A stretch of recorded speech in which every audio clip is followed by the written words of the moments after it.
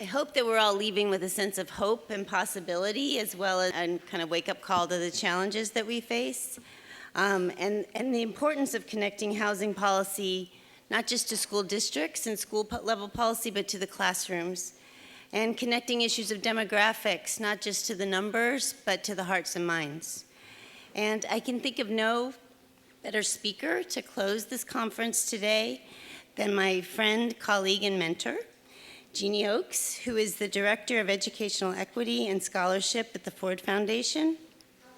She's the President-elect of the American Educational Research Association, and until fall of 2008, she was the Presidential Professor in Educational Equity at UCLA's Graduate School of Education and Information Studies, where she directed UCLA's Institute for Democracy, Education, and Access, and the University of California's All-Campus Consortium on Research for Diversity. Jeannie Oakes' own scholarship examines the impact of social policies on the educational opportunities and outcomes of low-income students of color. She's the author of 20 scholarly books and monographs and more than 125 journal articles, book chapters, and research reports. Her book, Keeping Track: How Schools Structure Inequality by Yale University Press, has been honored as one of the 20th century's most influential books on education. Second book, Becoming Good American Schools: The Struggle for Civic Virtue and Education Reform, won the American Educational Research Association's Outstanding Book Award.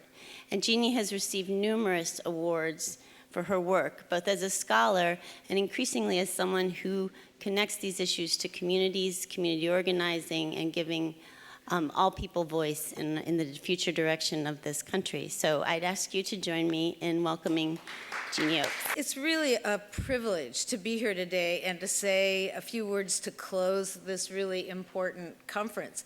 And what's interesting to me is that practically everything I wanted to say has already been said, which I think is a really good thing. So what I'll try to do is to weave it together a little bit and hope my slides aren't too out of sync with that, although I think they'll be fine.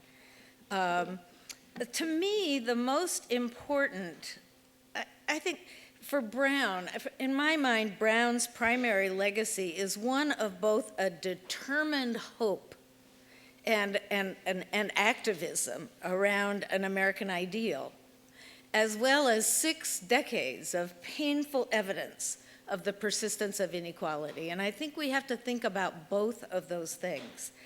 And for me, the most important lesson in Brown was the underappreciation of the need to change hearts, minds, and political power, as well as law.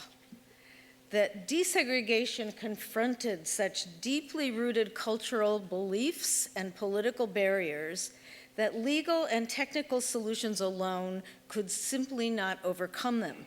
So once implementation, and this may be the legacy of Boston, I don't know, but many other places, once implementation was narrowly framed as busing, it became impossible for that kind of strategy to overwhelm the political and cultural barriers to desegregation. Even the most elegant student assignment plans were simply not robust enough to change the norms and the individual political activity that perpetuated segregation and inequality. I think there are hard lessons that experience has to teach us, and not the least is how disappointed we can be in watching how our culture behaves.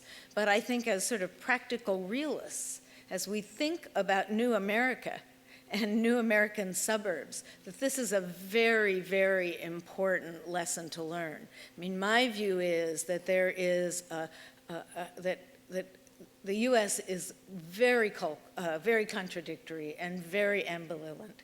And even though we have rhetoric and values that say, of course, Brown was the most wonderful thing that we've done, we simply have other parts of us that don't allow us to act on it. So I'm going to, now I have to figure out how to do this. And where do I point it? Okay.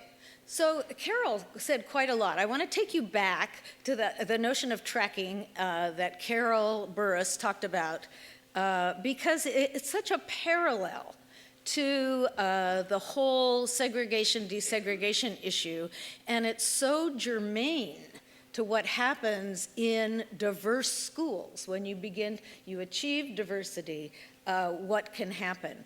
And so, for historical reasons, we understand that this sorting and segregation is an American response to diversity. And it draws on some very ugly parts of our culture. The notion that having Southern and Eastern European immigrants and increasing urbanization required drawing on social theories such as social Darwinism, the notions of scientific management and industrial efficiency, and as Carol noted, the newly invented construct of IQ to develop a technology that essentially would help the country manage this diversity that it was terribly, terribly uncomfortable with. And as Americans are wont to do, to justify that in terms of a new definition of democracy and what will really make schools equitable. And I think that's really important, because I think a lot of the responses we see today going on in schools are also increasingly dressed up in the guise of democracy and opportunity. So, the preponderance of the evidence about tracking and ability grouping is pretty clear. Now, it's still extremely contentious, and people fight over it. And you, just like in all social science research, you can find a few studies here and there that give contradictory findings, and those are, of course, seized upon by people who are using and are committed to the notion of sorting and stratification, even though they would never say it in that way. But we're pretty clear, about this evidence. First of all, you try to divide kids into homogeneous groups, you really don't get homogeneous groups. You try to use fair means, meritocratic strategy, like test scores to sort kids, and you realize that's not going on either, that there's all kinds of parent politicking and all sorts of stuff that goes on that makes those things not fair. Do racial differences in placement reflect differences in ability? Not necessarily. You see, if you control for prior incoming ability and look at race, if you're black or brown, it's a much greater likelihood of being placed in a low-level class, and on and on and on. We have lots of evidence that suggests to us that this is just a bad educational practice. And its perpetuation, I am convinced, has something to do with things other than education and things that are really about the topic of this meeting today. Well, one of the things that happened is that as this evidence accumulated, especially by the 80s, and especially as we got more racially mixed schools in the 70s, people began looking at this practice and saying, boy, this looks like it's not only not very effective at promoting achievement goals, but it's doing this horrendous resegregation in racially diverse classrooms. And some folks noticed that as court orders got handed down and there was desegregation, that the incident of tracking students in school was on the increase. And it created these racially segregated classrooms within schools. So a lot of schools at that point, and some of you were part of this mix, and we've heard about, some of the schools we've heard about today sort of responded to this and said, well, let's figure out something else. Can't we mix kids up and do things a lot differently to account for the differences among kids, which are certainly there, using all kinds of strategies like different structures and different pedagogies, additional support when it's needed? Can't we be creative and figure out how to do this in a way that we can have racially diverse classrooms? Well, at that point, Amy and I sort of zoomed into the picture and got some grants to study some racially mixed schools that were seeking to eliminate this practice in order to be both more effective and more equitable. And what did they do? Well, they did the things you've heard about community schools, about the Carol Burris's school. If you were in the Valley Stream session at lunch today. I mean, all of those things, that's what these people did. This is not rocket science. When you figure out that this is something you're determined to do, it's amazing the creativity that educators can exercise to put their minds towards solving this problem. So they develop new structures, new pedagogies, and new supports. At one school, for example, a really interesting school, because I think it speaks to this Tom's point about this is not your grandfather's voc-ed, that math teachers and science teachers got together and figured out how to teach an integrated algebra and engineering course and an integrated geometry course with drafting and architecture. So kids were working on real problems using the academic work in a very applied way, which made it much more accessible to larger groups of kids. So they achieved a lot. As we looked at these schools, we saw higher adult expectations for kids learning, access to more rigorous curriculum, the kind of things that, again, you've heard talked about today.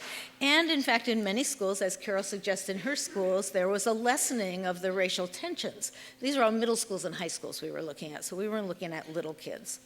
But in fact, as was the case with desegregation itself, these schools faced enormous resistance.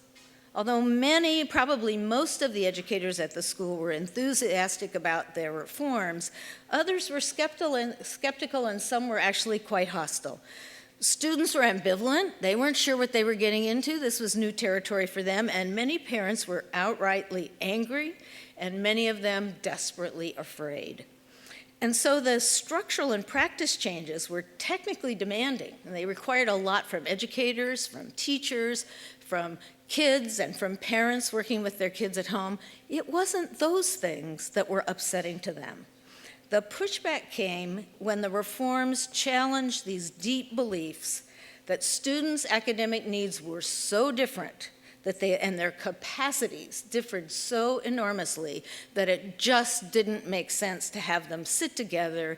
And of course, the conflation, the historic conflation of academic capacity, race, and social class simply aroused all kinds of fears that not only the quality of education would be denigrated, but much more importantly, that the efforts of advantaged parents to secure comparative advantages for their own children could be compromised by schools that were more equitable. And I think somebody mentioned it earlier, this notion of sort of the quest for comparative advantages being very, very key. In almost every case, the reformers were caught absolutely unprepared for this kind of pushback. They were shocked that it happened. They thought people would appreciate their good intentions and pull together with them around this noble effort.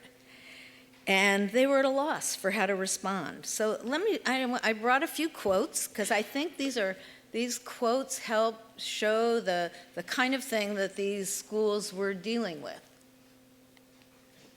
Okay, sometimes then this is a teacher talking to, or a counselor talking to us about talking with parents and saying, sometimes I want to say you dare sit there and put down children who may not have all the advantages that your child has, but who are here working despite their disadvantages. You're sitting here telling me that they are not worthy to be in class with your child. This is a real personal issue with me. Now, this was this visceral human response, but it also, this was a person caught completely off guard, a counselor talking about student assignments, and really, was just personally affronted, but had nothing in the professional repertoire to know what to do. This, and they didn't ask.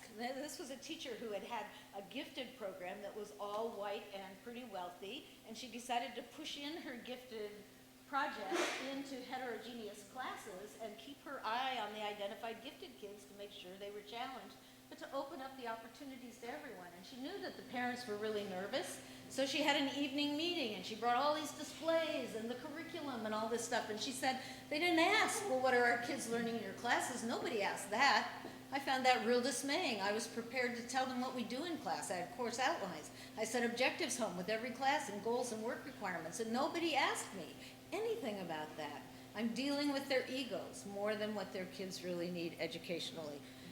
And then this old, and it was always talk about, dog whistle words, this notion of intelligence. It was, and the notion, so persistent with all we know now about human development and brain science, and it's, some kids are just born with it. Some kids have got it, and some kids don't. And of course, that also, fell across racial lines.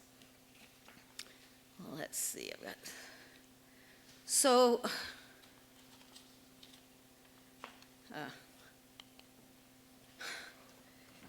and this is about power, right? Our families have basically said, if you don't preserve this school in a form that my child can be advantaged, we're going to move. We'll go somewhere else. And I think we've seen from a lot of the data that we've seen today, people do move. And finally, the notion that there was simply uneven voice and power, and I think this struck me and has really affected the rest of my career, that in all these communities, you saw a fight that was about power and politics. And on one side were people who were advantaged by the unequal status quo, community members, business people, parents who were really worried about wanting to maintain a certain kind of status and image in their community.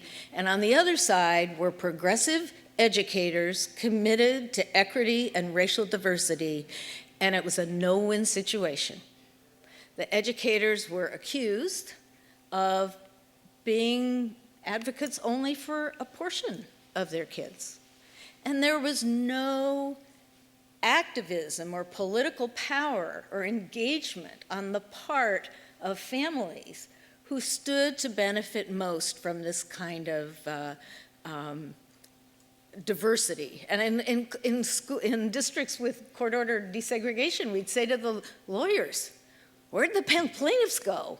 There are no plaintiffs here, right? So there was no ability for the educators to say, look, we have to balance the needs and the interests of everybody here, and to think about how you build coalitions and you start mediating these political forces. They were really pretty much left out to dry. And as I said, it sort of affected the way I've thought about this ever since. Well, so what happened? There are fewer diverse communities now and fewer diverse schools than when Amy and I studied these schools in the early to mid 90s. There are fewer desegregation orders still in place. Parents involved suggest that you're pretty much at risk to do anything race-based in school districts.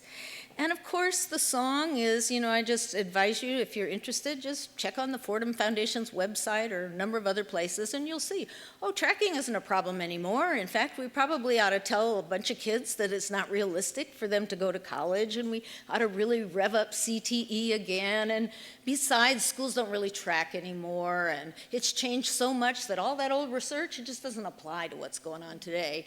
And, if there are problems, we can fix them.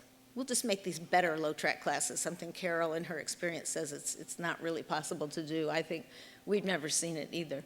And essentially that it's just too radical a reform, and there are too many risks. So what went wrong?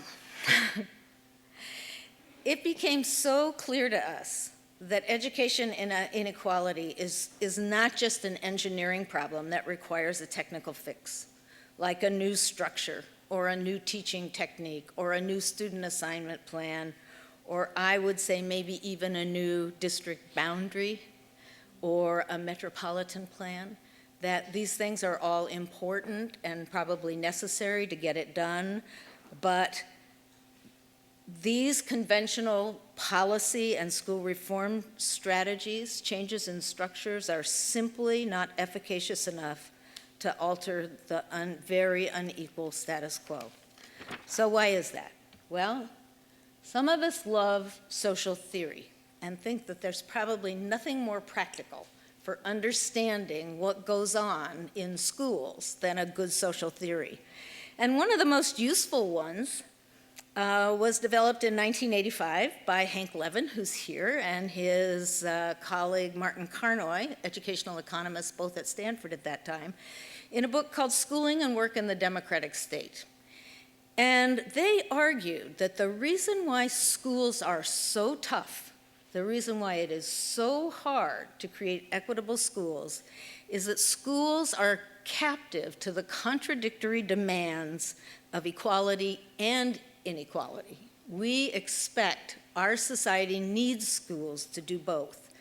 So for democratic societies to sustain themselves, they must ensure that members of the new generation acquire knowledge and values they need to function as citizens in a democracy. And primary among these are the principles and practices of equality. So schools are really places that focus a lot on equality. At the same time, however, democracies that have capitalist economies are also the institutions that are charged with preparing young people for very different and very unequal roles in the economy and legitimizing that inequality as important, good, and necessary to keep our democratic capitalist economy functioning. Schools have to do both of those things. And at a gut level, this is exactly what parents know, right? That not only am I sending my child to become an educated adult, a citizen, someone who can fully participate in our democratic society, but this is the institution that's going to determine whether my child ends up at the top or the bottom of the socioeconomic ladder. So schools are stuck. And the struggling that we see is as much about that struggle as it is about getting the right structure in place, the right assignment plan in place, the right pedagogies in place, is how do we balance these contradictions? Sam Lucas, who spoke here not too long ago, I think, or maybe a year ago at TC, has come up with a really elegant theory based on a lot of empirical evidence, a lot of that he's done, showing that how, when confronted with these kind of contradictions, advantaged members of society will work actively to effectively maintain educational inequality, so that elites are more concerned, he explains, that their children's opportunities are superior to other children's, and of course carry more status and better credentials, than they are about the quality of the opportunities themselves. Now, it's not that they're not interested, but when push comes to shove, this notion about, I want to make sure my child gets something better. As a result, they actively work to keep differentiation in the education system that maintains this inequalities that can work to their advantage. And even with equity reforms, you see them often get distorted. I mean, I think two-way bilingual programs are fabulous, but in many communities they get distorted, so they work to the advantage of the wealthy white young people who are in the two-way bilingual programs. Certainly something that's farthest from the intent of people going into them. So rather than being at odds with our cultural values, we have to think about inequality and the push for inequality as being endemic to the logic of our society and to the roles that schools play in our society. Now, I have to say, don't get me wrong, we've heard here today lots and lots of examples of amazing racially diverse places, and it's just scratching the surface. These things exist all over the place. But you know what? What's so interesting? They never get lifted up as models to be replicated. They get written off as outliers. They're boutique programs. You couldn't do that at scale. There are all kinds of reasons, which is such an interesting contrast to what we do with high-scoring apartheid schools in this country. We lift them up and say, if this one could do it, then everybody could do it, and we're going to accountability you to death until you prove you can do it. I I mean, we apply a very different set of norms because in a way that makes sense to us, that making apartheid schools in communities of color a little bit better seems like a really good American thing to do.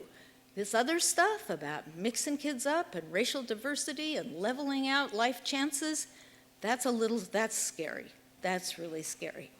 So what can we do about it? I think we need to ask some different questions about reform, and I don't only mean school reform. I think this extends into the housing area, health area, many of the other social areas. But how might our reform efforts work toward cultural and political shifts as well as technical changes? And how can we build this in to our strategies?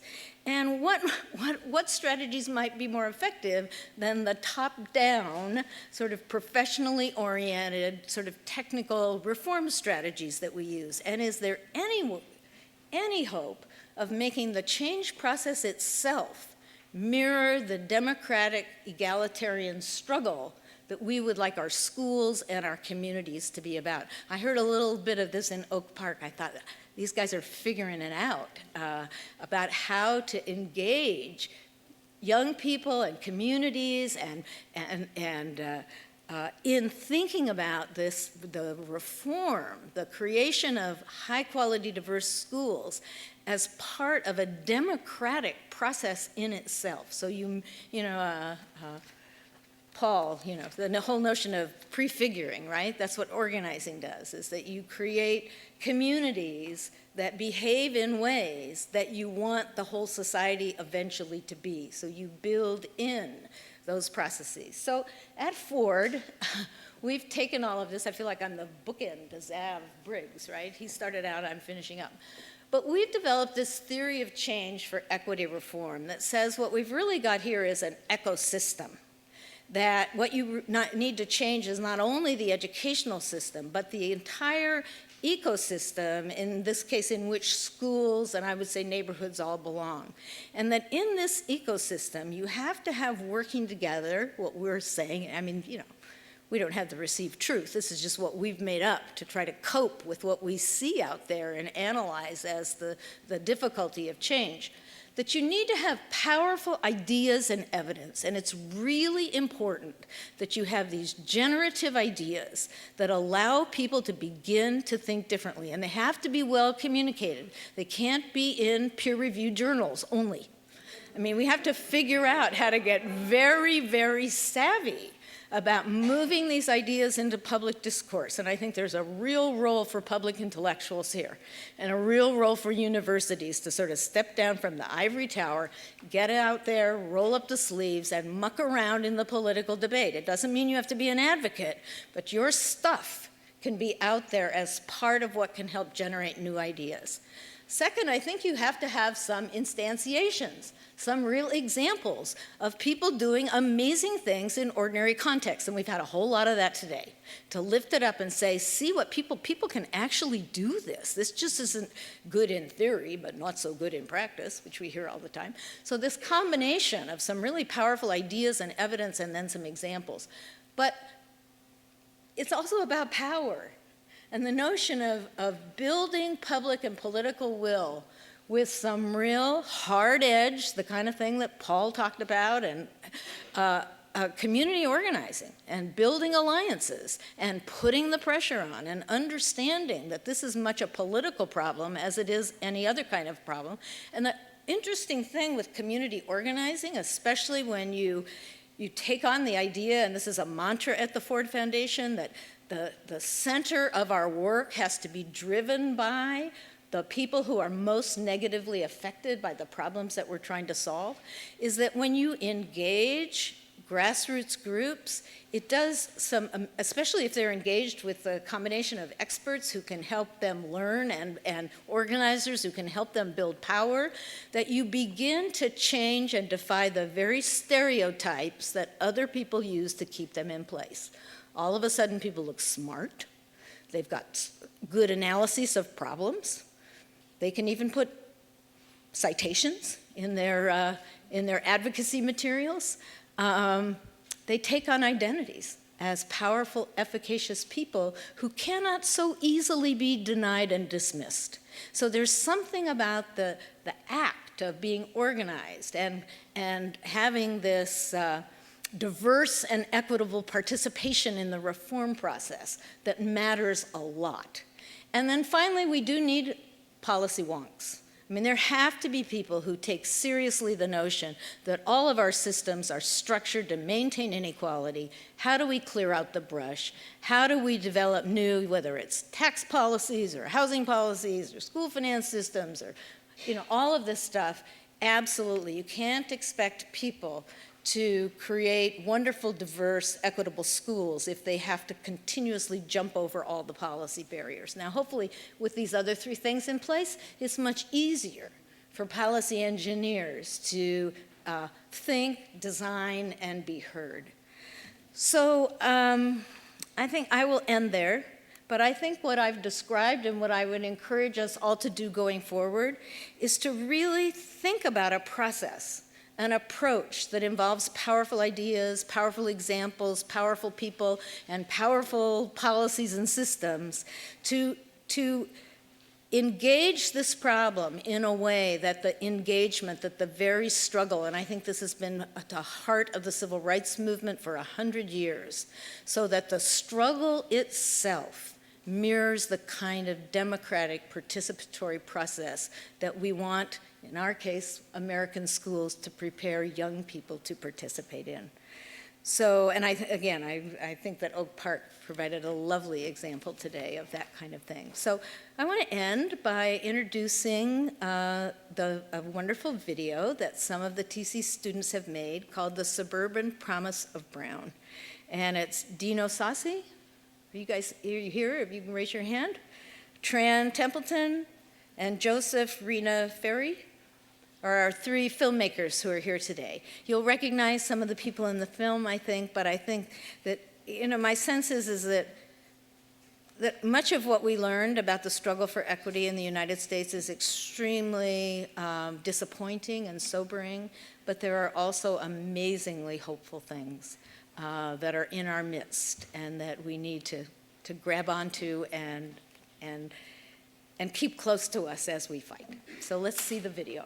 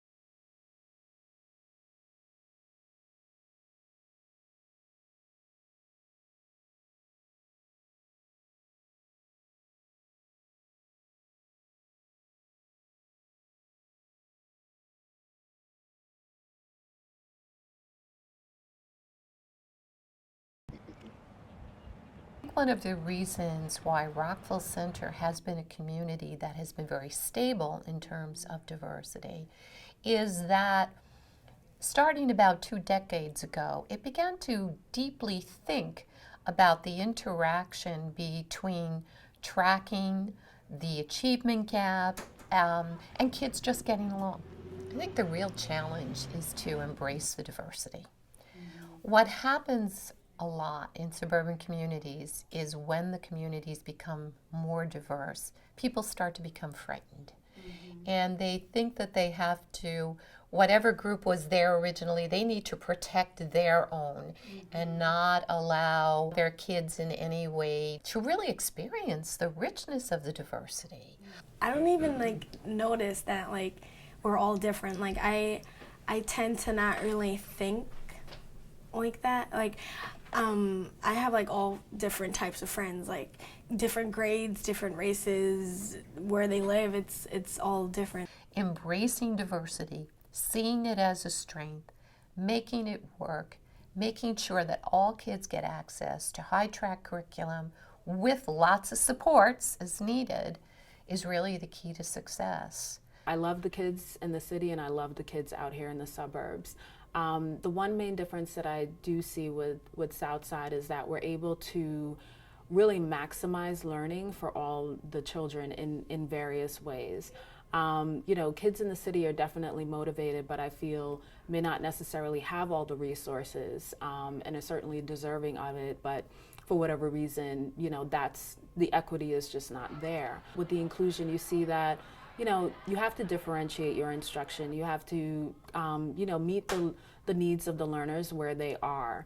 But you also have to challenge them. And the students are very flexible. They really adjust well to various circumstances that you place them in. I like how everyone is equal because we're all at the equal thing. So it's not like, oh, I'm not going to try less because I'm in a lower class. I'm not going to try harder because I'm in the harder class. Like, we're all, like, it's in our hands to apply ourselves. So Southside has extra help every single morning. We call it zero period, and it's for like 40 minutes or so. And everyone can come and go to extra help. And like the buses bring you here, zero period, so like you have a time to prepare and like ask your teachers questions about it and they'll help you out.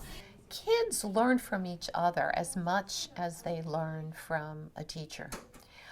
Having the voices in a classroom discussion, whether it be in a history class or in an English class, that are voices that come from experiences different than yours, is really good for all kids.